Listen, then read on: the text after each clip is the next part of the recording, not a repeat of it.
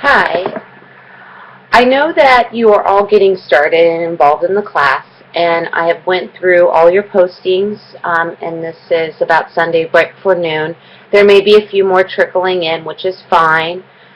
Traditionally, I do like to see most of your postings, at least the initial ones, before Sunday. However, Sunday is the due date.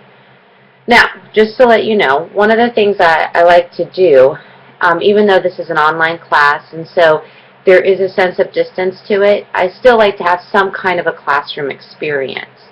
Now, some of you may have accessed the instant messaging area, some of you may have emailed me, some of you may have used discussion boards, and I'm assuming that all of you accessed the little welcome video. Now, as far as these videos, every week I will post a short little informational overview of what we covered in class in regards to the reading and in regards to the whole lesson plan, things along those lines. So, and I will kind of go through and make note of some of the observations that were made. I go through and I make notes on paper, of course, about what you said. And I just have to say, Kristen and Brittany, you two set the bar very high, which is good. I'm so glad to hear and to see these kind of observations coming from you and to really feel both an enthusiasm for the reading but also an enthusiasm for discussing it. So I applaud you for your work. I will also spend some time at the end of this little mini lecture talking about how you want to write your discussion postings and also how you want to write your responses. So stay tuned. At the end of this, I will cover some of those criteria for your postings and your responses. But to begin, so welcome. Welcome to American Lit after 1865, and this is your first book. It was Volume C. You also have Volume D and E. Some of you may have purchased the Big Norton, but this is the volume that we'll be using. And I'm assuming that most of you have kind of went through it. I know some of you mentioned in your postings and also in emails that you were having problems getting your books. I'm fine if you have to go outside, I guess you'd say the text, to get those. And I provided some links. Now, those links shift and move, so I try to keep them current. So if you want to share any of those observations with your peers, as far as here's a link that'll work, there's a link, I'm fine with that. But once you get the textbook, it'll make things a lot easier.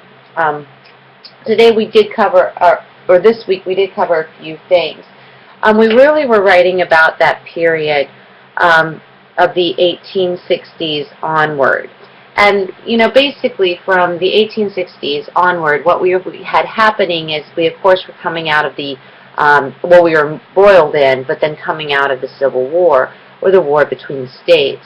We also had tied in with this, and it's not oft discussed, but we also were coming out of a very poor period in our culture and our economic history. In fact, we had what, before the Great Depression took the title, was indicated as a Great Depression. A lot of economic issues and woes.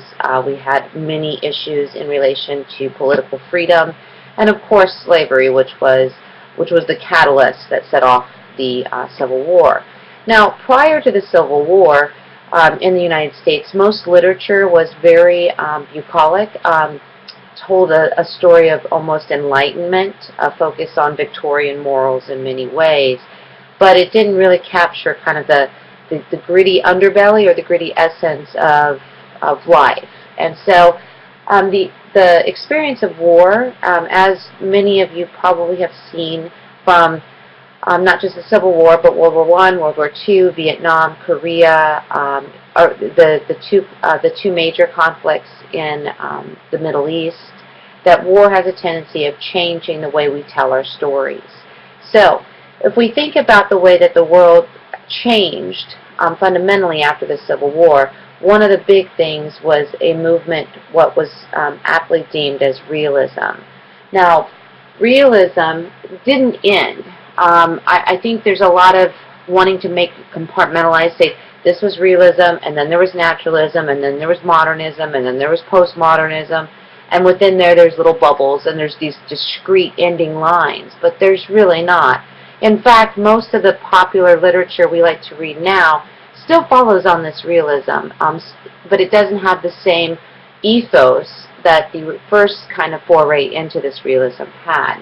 Now, I will tell you that one of the best things you can do if you're interested at all in literature is, and this is a different cover than what they have now, you can invest in the Harman and Holman Handbook to Literature. It's an excellent book. It takes you through, it's kind of a glossary / encyclopedia of all major literary thoughts, movements, etc. I highly recommend it. Now, in relation to realism, it is at least given a time frame of 1865 to 1900. And then, of course, around this period, we also have the Civil War. We have this modern America popping through. And then we do also have, in many cases and in many ways, a sense of an adolescent period for the United States, if we will place our birth or our genesis at the Revolutionary War. As I mentioned, of course, war affected it, but also the way that we were running our capital, the way that we were running our sense of government, and also the way that we were running our economic status, which is capitalism. It was very much proposing that man and woman, we'll say man at this period, was very much a cog in the wheel, a part of the machine, and money was to be made, and that was kind of a ruthless sense. And this will come, of course, ultimately to the greed that